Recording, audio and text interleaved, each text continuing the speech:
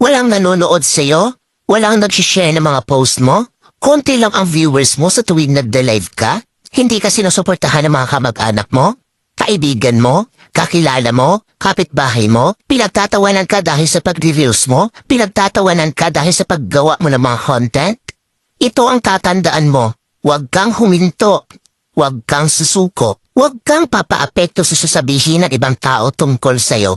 Ipakita mo sa kanila na may mararating ka. Dahil isang araw, kapag marami ka ng followers, kapag marami na ang sumusuporta sa'yo, kapag marami na ang nanonood sa'yo, kapag marami ka ng viewers, kapag marami na ang nagmamahal sa'yo at sumusuporta sa'yo, kapag marami ka ng payout, kapag sinasahod mo na ang sinasahod ng mga sikat na content creator, kapag mayaman ka na, kapag marami ka ng pera, ay manunood na yan sila sa'yo.